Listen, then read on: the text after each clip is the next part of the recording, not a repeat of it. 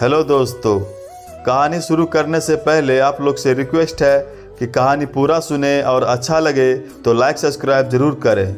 चलिए शुरू करते हैं। मेघा, एक खुशखबरी है। हमारी बेटी अवनी के लिए कृष्णकांत जी के बेटे नीरज का रिश्ता आया है। नीरज बड़ी कंपनी में जॉब करता है। कृष्णकांत जी का इलेक्ट्रॉनिक शोरूम है, खुद का बड़ा सा घर है। नीरज की बहन खुशी कॉलेज में पढ़ती है। ये रिश्ता मैं हाथ से जाने देना नहीं चाहता। अवनी हमारी इकलौती बेटी है, बेटी के पिता ने कहा। अवनी सारे बातें सुन रही थी। उसने तुरंत पापा से कहा, अभी मैं शादी नहीं करना चाहती। मेरा MBA हो गया है और आगे मैं जॉब करना चाहती हूँ। पापा ने अवनी को समझाया, तुम शादी के बाद भी जॉब कर सकती हो। नीरज खुले विचार का सुलझा हुआ लड़का है, वो तुम्हें जॉब करने से नहीं रोकेगा। कृष्णकांत जी की पत्नी मेघा ने भी सोच समझकर शादी के लिए हाँ कर दी। दोनों परिवार आपस में मिले। अवनी अकेले में एक बार नीरज से बात करना चाहती थी। उसने नीरज से कह दिया शादी के बाद वो नौकरी करेंगे। नीरज ने भी हाँ कर दी और चट मंगनी पट ब्याह वाली कहावत चरितार्थ हो गई। अवनी शादी करके ससुराल आ गई और दूसरे दिन दोनों हनीमून के लिए शिमला चले गए। दोनों बहुत खुश थे। हनीमून से लौटते नीरज ऑफिस जाने लगा और अवनी घर के कामों में लग गई। नीरज के परिवार में नीरज की दादी जो कुछ गर्म मिजाज की थी, अवनी की सास सीमा जी ने धीरे धीरे घर की सारी जिम्मेदारी अवनी के सुपुर्द कर दी। अवनी को इतने लोगों का चाय नाश्ता खाना बनाना सब कुछ करना पड़ रहा था। अवनी अपने लिए जरा भी समय नहीं निकाल पा रही थी, ना कोई एक्टिविटी थी। खुशी सुबह से कॉलेज चली जाती तो शाम को घर आते ही अपने फ़ोन पर लग जाती। उससे घर में किसी प्रकार की कोई मदद नहीं थी। सीमा जी भी उसे कोई काम करने को नहीं कहती। अवनी देखकर भी चुप रहती। एक दिन नीरज ऑफिस से जल्दी घर आया और अवनी को बाहर चलने के लिए कहा। सीमा जी ने कहा, अवनी शाम का खाना तुम बना कर जाओ। अवनी ने नीरज के साथ घूमने जाने से मना कर दिया। सास की बात से उसका सारा मूड खराब हो गया। ऐसे ही दिन निकलने लगे।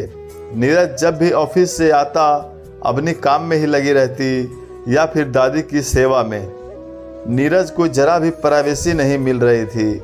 वो कुछ देर अकेले अवनी के साथ रहना चाहता, पर मजबूरन सबके साथ बैठना पड़ता था। सीमा जी भी घर की जिम्मेदारी अवनी के कंधों पर डालकर निश्चिंत हो चुकी थी।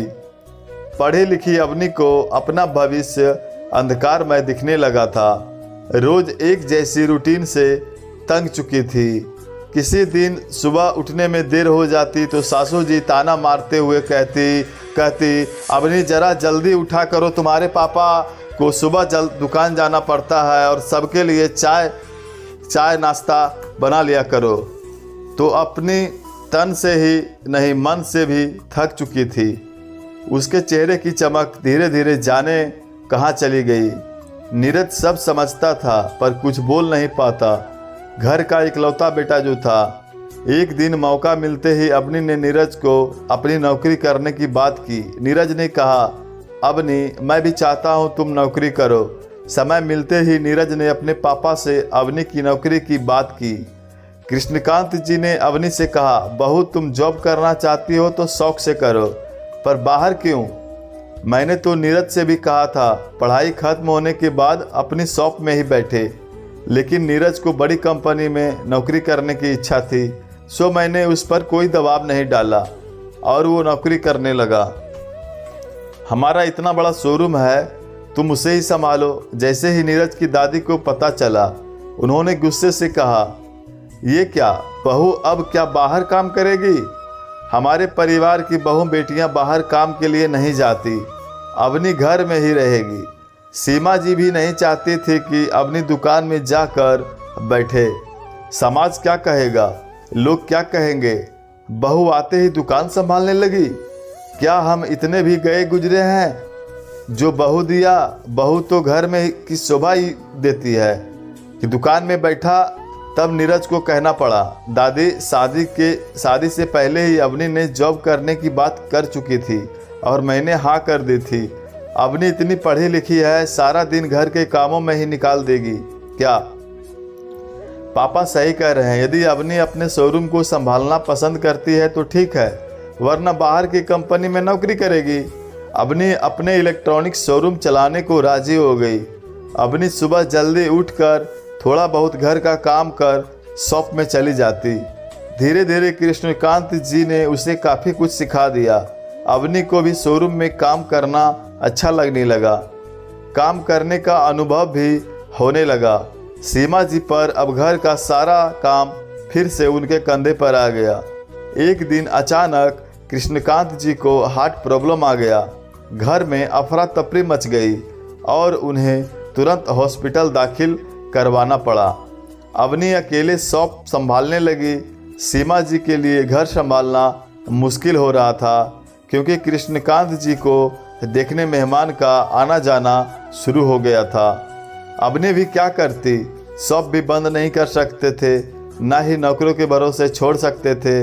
अवनी ने सीमा जी से कहा, मम्मी जी आप खाना बनाने वाली रख लीजिए, जिससे आपको काफ़ी आराम मिल जाएगा, वरना आपकी तबीयत खराब हो जाएगी। सीमा जी ने खाना बनाने वाली रख ली। श्रीकांत जी की तबीयत में काफ़ी सुधार होने लगा और उन्हें डॉक्टर ने घर जाने की इजाज़त दे दी। अवनी के शॉप संभालने पर कृष्णकांत जी निश्चिंत हो गए थे और उन्हें अवनी पर पूरा भरोसा हो गया था कि वो कारोबार अच्छे से संभाल सकती है। पर सीमा जी चाहती थी अवनी सारा दिन दुकान ना जाकर घर भी संभाले। एक दिन शाम के वक्त सीमा जी ने अपने शोरूम जाने पर देखा अवनी एक कस्टमर के साथ बड़े ही सुंदर तरीके से उस वस्तु की खूबियाँ समझा रही है। आज सीमा जी को अपने बहू पर बहुत गर्व होने लगा। कुछ ही दिनों में कृष्णकांत जी की तबीयत में सुधार होने से वो शॉप पर थोड़ी देर के लिए आते और वापस घर आकर आराम करते। आज अवनी बहुत खुश थी, क्योंकि उसकी पढ़ाई व्यर्थ नहीं गई। बाहर की जॉब से तो घर का बिजनेस संभालना उसे बहुत अच्छा लग रहा था। खुशी के दिन नीरज अवनी को लेकर बाहर घूमने ले जाता था। सीमा जी समय की नज़ाकत को देखते हुए अवनी को आगे बढ़ने के लिए प्रोत्साहन देने लगे, जिससे उनका बिजनेस और बढ़ता रहे। सीमा जी को भी लगने लगा था कि उनकी बेटी खुशी भी आगे पढ़ लिख कर कहीं ना कहीं तो नौकरी करेगी। आज अवनी का परिवार उसके साथ था। घर की बहू को घर के कामों के अलावा उसके मन की पसंद का भी ख्याल रखना चाहिए कि वो क्या करना चाहती है, उसकी पढ़ाई व्यर्थ ना हो, इसका भी ध्यान रखना चाहिए। उसे भी प्रोत्साहन देते रहें। माता पिता अपनी बेटी को इसलिए पढ़ाते हैं कि समय आने पर अपने आत्मविश्वास के साथ वो बाहर काम करने के लिए निकल सके। बहू और बेटी के अंतर को ख़त्म करना बहुत ज़रूरी है। जैसे आज अवनी अपना बिजनेस बखूबी संभाल रही है, कल खुशी भी जीवन में आगे बढ़ेगी अपने परिवार के साथ।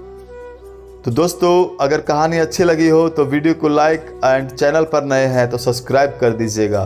धन्यवाद।